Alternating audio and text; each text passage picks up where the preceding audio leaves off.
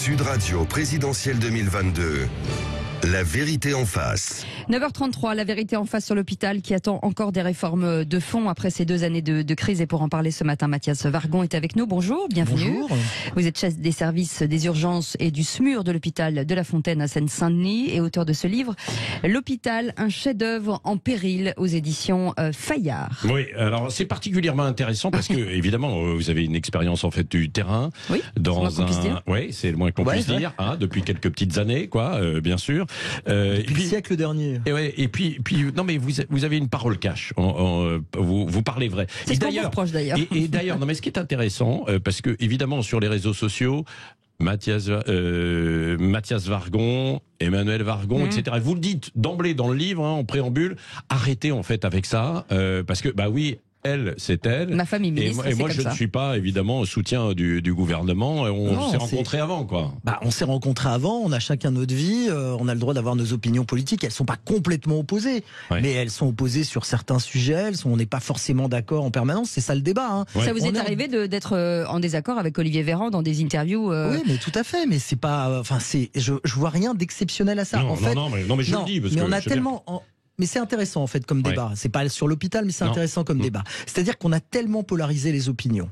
On a une montée des extrêmes, que ça soit à gauche ou à droite. On a une montée des extrêmes et le débat démocratique entre la droite et la gauche ou le centre, il n'existe plus. Il faut se polariser. C'est dramatique. Moi, donc vous avez parlé de Twitter, mais moi j'ai tweeté hier ou avant-hier. Je veux des hommes politiques chiants.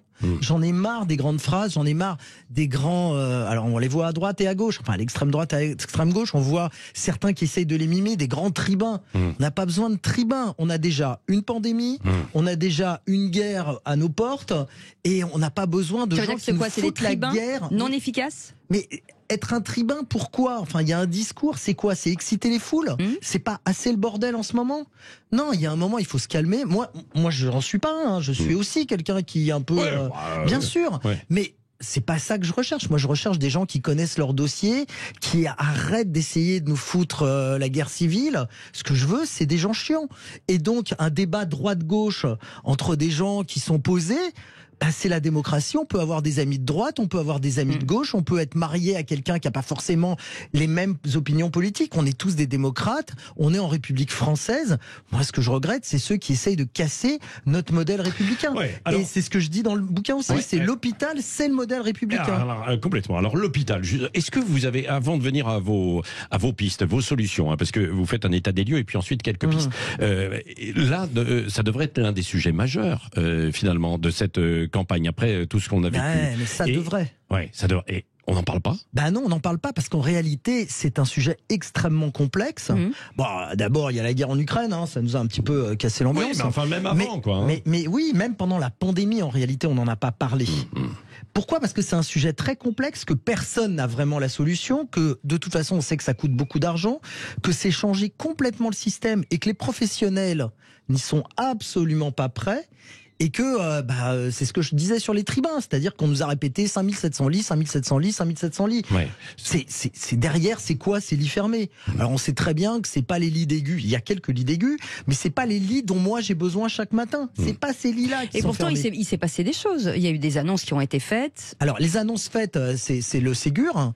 Alors elles sont complexes en fait les annonces. Il y a eu les 183 € d'augmentation aux personnels paramédicaux. Ça, c'est vrai, mais ça n'a pas suffi. Et quand on en discute avec les infirmières, moi, je peux pas me mettre à la place d'une infirmière ou d'une aide-soignante et dire 183 € c'est bien ou c'est pas assez. C'est pas. Moi, j'ai des revenus qui sont largement supérieurs à ça. Et donc, je peux pas. Mais j'en ai discuté avec elle. Et en fait, oui et non, ça a marché. En fait, quand elles se posent, elles disent oui, 183 € quand même. Mais en fait, c'est pas que ça. On se lève pas le matin, ni vous, ni moi, ni même une ASH, c'est-à-dire une agence de service, quelqu'un qui fait le ménage à l'hôpital et qui est essentiel à l'hôpital. On se lève pas le matin en pensant à son salaire de la fin du mois, c'est pas vrai. C'est important, c'est pas important, c'est essentiel, mais on se lève pas là-dessus. On se lève parce qu'on a un sens. En fait, ce qui s'est passé pendant la crise, c'est qu'on a retrouvé du sens. Et donc, les annonces du gouvernement c'est des choses qui sont concrètes quand c'est que 183 €, qui sont concrètes pour les politiques, puis ils mettent de l'argent dans de la rénovation d'hôpital, mais quand vous vous levez le matin, vous la voyez pas et ça va pas arriver avant plusieurs années. d'autant plus avec la lenteur que ça prend dans les hôpitaux. Mais on le voit d'ailleurs quand on va dans les hôpitaux, hospitalisés ou pas hospitalisés, que peut-être plus que dans d'autres secteurs, le personnel est quand même motivé, met du sens à ce qu'il fait. Il est attaché en fait à son travail. Mais tout à fait. Oui, parce que on traite sur de l'humain. C'est aussi une des raisons probablement. Il y a des gens qui évoquaient ça, notamment il y a 2-3 ans. Je ne sais pas si vous vous souvenez, il y avait Interurgence, Interhôpitaux, bien sûr, qui était un mouvement de révolte dont les solutions étaient quand même assez pauvres. Voilà, Interurgence, Interhôpitaux, on sent qu'il y a quelque chose derrière. Et les seules propositions, c'est qu'il faut mettre plus de monde et les payer plus. Plus de monde quand c'est le bordel, c'est juste du bordel avec plus de monde. Qu'est-ce qui ne va pas alors? C'est mal organisé à l'hôpital? L'hôpital, c'est pas mal organisé, c'est pas organisé. En fait, on a le programmé, c'est-à-dire les gens qui attendent un lit parce qu'on leur a dit qu'il fallait venir à l'hôpital, qui rentrent en conflit avec le non programmé. Le non programmé, c'est essentiellement le tout venant. mes urgences. Et donc, ça, c'est déjà un conflit. L'organisation n'a pas su s'adapter à une augmentation du non programmé des urgences. Avant, quand moi j'ai commencé médecine, il y a un certain temps, au siècle dernier, c'était 20-30% des patients qui arrivaient, même pas 20-30% des patients qui arrivaient en non programmé, essentiellement de la traumatologie, de la chirurgie. Et maintenant, la chirurgie, de toute façon, elle se fait en ambulatoire. Ça va beaucoup plus vite qu'auparavant. Il y a plus que là qu'il y a du programmé en plus. Et le non programmé. Et puis, il y avait de la médecine où on pouvait hospitaliser les gens une semaine uniquement pour faire des examens. Et donc, c'est ça qui est en conflit. Les horaires sont en conflit aussi. Les gens, ils travaillent avec des horaires de bureau. Les patients, ils arrivent 24 heures sur 24. Tout ça fait qu'on n'a pas réorganisé les choses. Et puis, on a continué à dire, et puis l'hôpital, c'est dès qu'il y a un truc qui va pas, hop, comme l'hôpital, c'est le secteur public, et on l'a vu avec le Covid, les premières réactions, c'est venu à l'hôpital, c'est venu dans le secteur public. Eh bien, dès qu'il y a quelque chose qui ne va pas, hop, on la colle à l'hosto. Mais nous, on ne sait pas faire. On fait mal. Mais justement, pardon Patrick, est-ce qu'il ne faut pas rééduquer aussi les patients qui viennent rééduquer les patients entre guillemets, de se dire peut-être que... Je ne savais pas qu'on était mélanchoniste. Non, pas du tout. Non, mais quand je dis ça, je dis éduquer les patients. Oui, vous avez raison, mais ça se fait pas sur du court terme. Sur l'urgence. Et ça se fait. Alors, il y a des choses qui commencent à se faire sur des barrières à l'arrivée aux urgences. Alors, il y a des pays où ça se fait, où vous êtes obligé d'appeler avant d'aller aux urgences. C'était le projet de Buzyn avec le SAS. Le service d'accès aux soins. C'est ça. On va voir ce que ça donne. Oui, c'est pas si clair que ça. Est-ce que les gens vont accepter ? Avec les médecins libéraux. Alors ça existe en réalité déjà. Tous les SAMU ont ce qu'on appelle le centre 15 et ils savent où ils vont orienter les gens. Oui, mais alors c'est pas si clair. Mais surtout quand ils savent pas, qu'est-ce qu'ils font ? Quand il n'y a pas ce qu'on appelle d'effecteurs, qu'est-ce qu'ils font ? Ils envoient aux urgences. Mais il y a aussi une grande, on travaille à l'ancienne aussi. C'est-à-dire que quand c'est les effecteurs, c'est qui ? C'est des médecins. Il n'y a pas de médecins. Les urgences. Ou de toute façon, les urgences, ça s'arrête jamais. Et nous, on n'a pas de jauge. On prend. Mais c'est là où je disais que, comme solution, il y a des solutions. Enfin, on est un des rares pays du monde où les infirmières, quand vous êtes infirmière toute votre vie. Vous pouvez pas progresser si vous êtes cadre infirmière ou ce qu'on appelait avant les surveillantes. Non, il y a des pays où vous avez nurse practitioner, ça s'appelle. C'est-à-dire, c'est des infirmières qui ont le droit de prescrire dans un cadre extrêmement limité, dans un cadre, avec des études, c'est diplômant, c'est pas que de l'expérience, c'est de l'expérience et c'est diplômant, et c'est pas des gens qui sont mauvais, c'est des gens qui sont bons. On pourrait dire les kinés se sont battus pour prendre en charge les entorses. Alors oui, ok, moi les entorses ça m'intéresse pas. Quand je fais mon staff et qu'on me dit et qu'on passe en revue tous les patients, ok, une entorse, ok, c'est super intéressant. Hop, au prochain. Et probablement que les kinés les prendraient mieux en charge, puisque d'autant plus qu'ils font la rééducation derrière. Donc tout ça, on veut pas le faire. Il y a la place des nouvelles technologies. On a vu la place que ça a pris pendant le Covid. La téléconsultation. Alors, tout le monde dirait que ça marcherait. Tout le monde disait que ça marcherait jamais. Est-ce qu'il faut une nouvelle pandémie pour qu'on change ? Non. Et de toute façon, là, on a de l'argent. Enfin, on a de l'argent. On n'a jamais assez d'argent à l'hôpital. Je suis le premier à le dire. Mais on sait très bien que. C'est pas qu'une question d'argent. C'est pas qu'une question. Mais non, ça n'est pas qu'une question d'argent. Il va falloir. C'est des budgets alloués aux bons endroits.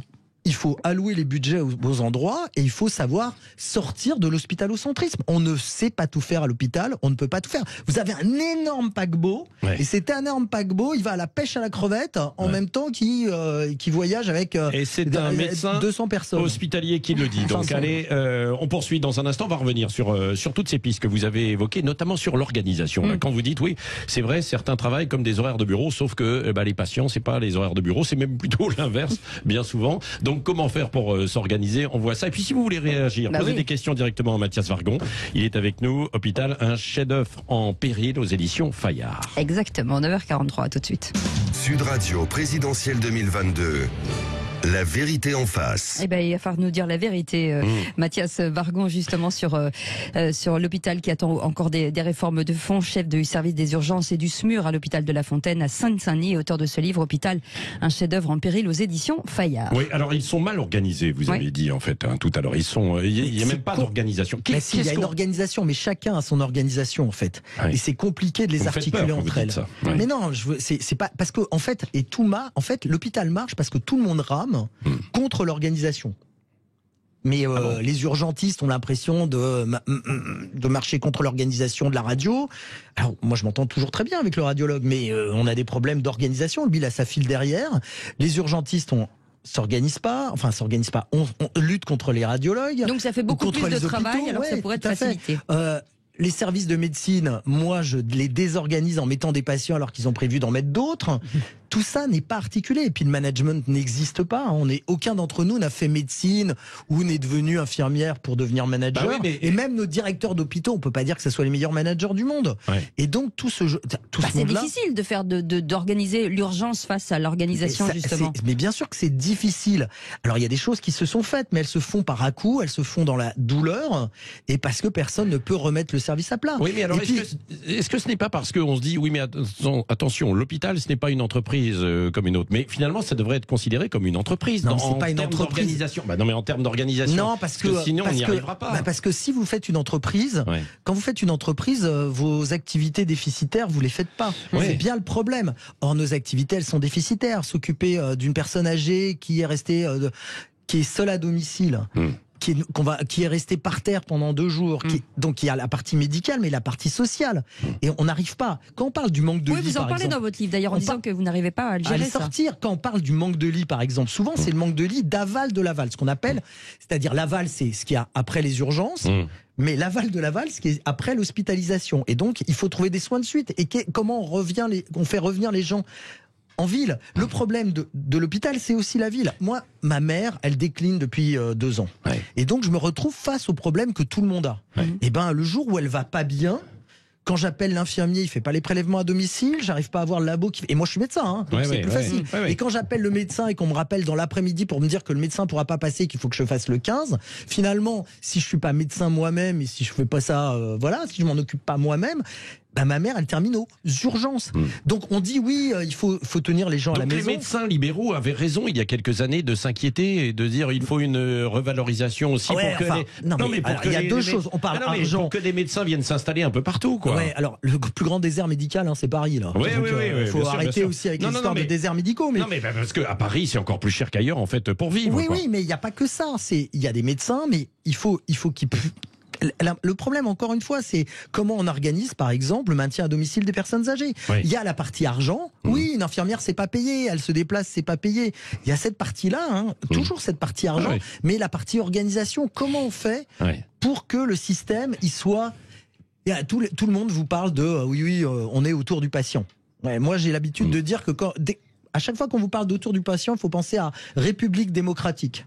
À chaque fois qu'un pays dit qu'il est une république démocratique, c'est qu'il est ni république ni démocratique. Les gens qui vous parlent en permanence de ce qu'ils font, c'est autour du patient. Non, faut arrêter, c'est pas vrai. Nous, on a aussi besoin d'une qualité de vie. Améliorons la qualité de vie des soignants et certainement que ça profitera aux patients. Juste petite question avant notre appel au 0826 300 300. Est-ce qu'il faut le retour des gardes des médecins? Le problème, c'est que pour faire des gardes, il faut des gens. Et que avant les médecins de garde d'abord étaient beaucoup moins dérangés, de la même façon qu'aux urgences la nuit on pouvait dormir, il y a 30 ans. Là maintenant c'est plus possible. Et puis il n'y a pas de médecins. Et donc si on leur fait faire les gardes, moi je peux pas me battre en disant il faut que les urgentistes travaillent 8 heures par jour, en disant mais il faut que les libéraux ils travaillent 24 heures et puis ils enchaînent sur leur lendemain. La question elle est là, on travaille plus comme il y a 30 ou 40 ans ou 50 ans, les gens ont droit à une vie. Toute la société peut pas dire on veut bosser 35 heures, on veut bosser de moins en moins, mais les médecins eux, il faut qu'ils bossent 70 heures par semaine. Donc non, comment on fait sans médecin pour faire de la garde? Donc peut-être qu'il faut mettre des médecins de garde la nuit, probablement, il faut qu'on ait ces services d'accès aux soins qui disent aux gens, bah non, vous allez attendre jusqu'à demain parce que c'est pas si grave, ou vous allez voir une infirmière dans la journée demain. Oui, bon, et puis il y a avec les petites maisons de santé en fait en région, en campagne, un peu partout, et ça commence à venir. Non, les maisons de santé, pour tourner en fait. Mais non, ça marche pas. Ça marche pas. Non, les maisons de santé, partout ils construisent des maisons de santé, vous savez, ils construisent des maisons et ils pensent qu'il y a des médecins qui vont s'installer. C'est un peu comme les gens qui construisent, vous savez. Il y a des endroits où ça marche. Oui, mais très peu en fait, très peu. Non, c'est rempli par des charlatans. Je ne vois que des gens où ça marche en fait. Non, parce qu'ils font la pub de ça marche. Mais ils construisent des maisons de santé où vous avez des hypnothérapeutes, des caillouthérapeutes, des je sais pas quoi thérapeutes. Pas que. Mais c'est vrai. Non, mais il y a à la maison de santé, c'est pas une maison, c'est un projet médical. Et c'est un projet médical pour plusieurs villes. Chaque ville ne peut pas avoir sa maison de santé. Non, c'est les nids pour oiseaux, les boîtes à oiseaux là. Vous construisez le truc et vous espérez qu'il y a des gens qui vont nicher dedans. C'est ça les maisons de santé. Quand on vous avait dit qu'il parlait vrai, bougez pas. Non, c'est des projets. Il faut que ça soit des projets. 0826 300 300 avec Pascal qui nous appelle du Val-de-Marne. Bonjour Pascal. Bonjour Pascal. Oui. Bonjour, désolée, je pense que finalement vous avez en partie répondu à mes mais non, allez-y. Il parle beaucoup, il parle beaucoup. Téléphoné, j'avais coupé la radio, donc j'ai lâché, et ma remarque, qui n'était pas vraiment une question, était que finalement on ne pouvait pas parler, je pense, de l'hôpital, des problèmes de l'hôpital sans aborder le problème de la médecine de ville au sens large. Le numerus clausus, effectivement, qui peut-être on n'a pas assez de médecins. Moi, je suis originaire de la campagne, j'ai connu le médecin de famille qui venait à n'importe quelle heure, et on ne le dérangeait pas pour rien, effectivement. Et je crois que dans la rééducation, il y a quelque chose à faire. Alors comment le faire, je ne sais pas, malgré l'époque d'Internet, qui a plutôt pour mission, je dirais, d'affoler les gens. Un bébé qui a un tout petit peu de température, eh bien, on s'affole complètement, on part aux urgences et on déplace le ciel et terre, alors qu'il y a peut-être des choses plus simples à faire. Voilà, mais bon, je crois que vous avez répondu en partie. Non, mais c'est intéressant. On a commencé. Non, mais c'est vrai. Sur l'éducation du patient, mais ça fait très longtemps que j'en parle, bien avant le Covid. On s'aperçoit que les gens se connaissent très mal. Ils connaissent très mal les pathologies. Internet a augmenté en fait le bruit de fond plutôt que d'expliquer aux gens ce qui se passe. On regarde Internet. Même les urgentistes. Et j'en connais encore des urgentistes qui disent oui, au moins de problème. Avant on disait il faut venir aux urgences. Maintenant on a trop de monde, on dit plus ça. Mais faites le 15. Et du coup le 15 est encombré aussi. Non, il faut une éducation à la santé à l'école. Il faut éventuellement, effectivement, qu'on puisse appeler des gens qui soient pas encore une fois, qui soient pas forcément des médecins pour avoir des conseils simples. Et des conseils simples parce que parfois derrière quelque chose qui semble banal, il peut y avoir une maladie grave, il ne faut pas passer à côté non plus. On a vu ce qui s'est passé avec le Covid où des gens qui avaient des choses graves ne sont pas venus à l'hôpital. Donc il faut pouvoir rassurer les gens.